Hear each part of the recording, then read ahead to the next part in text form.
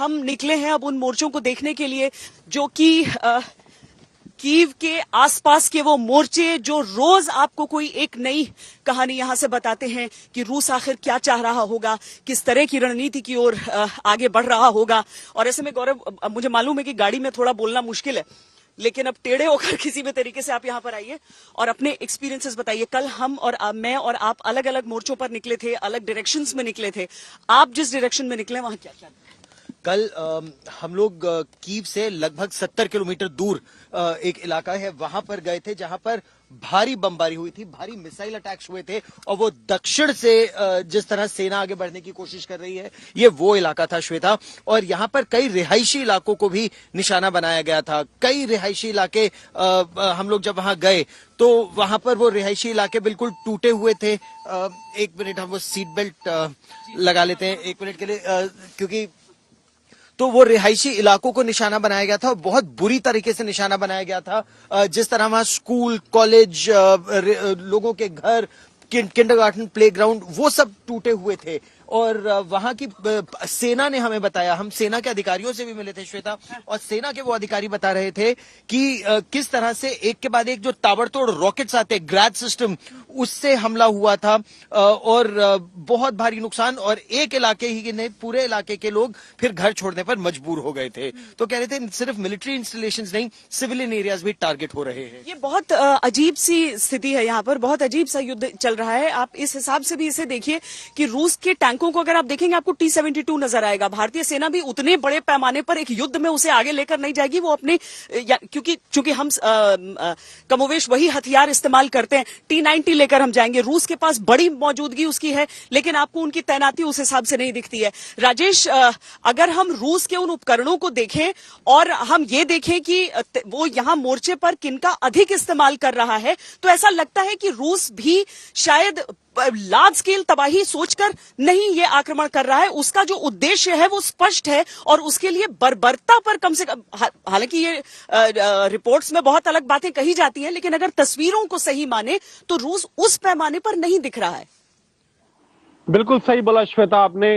देखिए, रूस ने शुरू से ही ये बिल्कुल क्लियर कर दिया था कि वो सिविलियन इलाकों पे और सिविलियन लोगों पे किसी तरह का हमला नहीं करना चाहता। ऐसा हुआ है।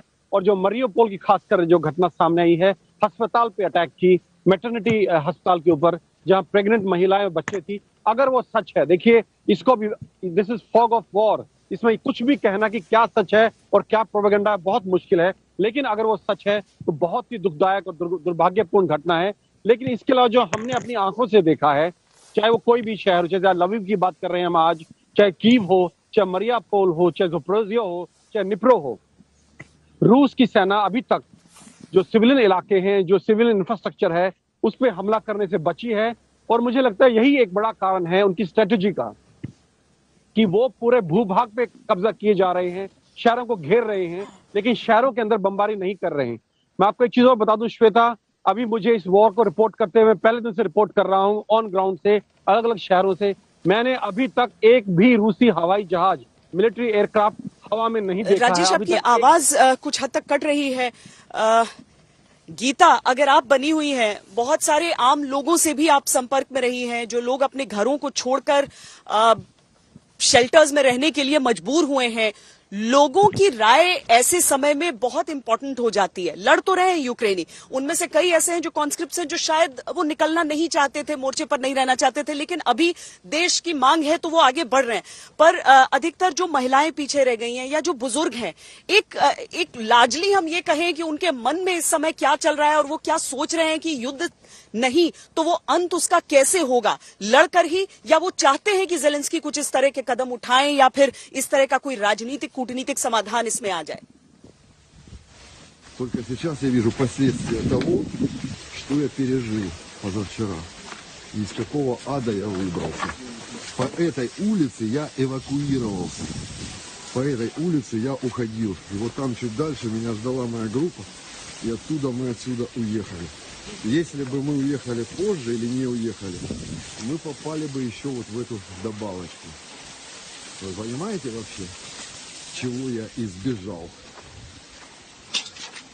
Вот так нас принуждают к миру. Вот такая спецоперация Путина.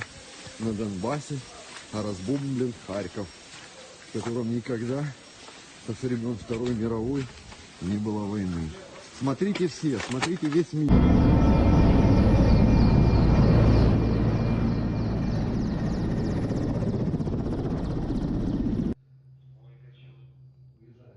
चीज क्लियर कर दूं कि रूस की स्ट्रेटजी शुरू से ही, और उसने बड़ा उसको क्लियर करके बोला है कि वो किसी भी सिविलियन टारगेट्स पे, सिविलियन लोगों के ऊपर या सिविलियन इंफ्रास्ट्रक्चर पे हमला नहीं करना चाहता।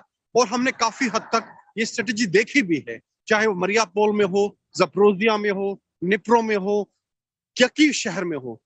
मैं पहले दिन से लड़ाई रिपोर्ट कर रहा हूं, ये युद्ध रिपोर्ट कर रहा हूं, ग्राउंड पे कई शहरों में गया हूं।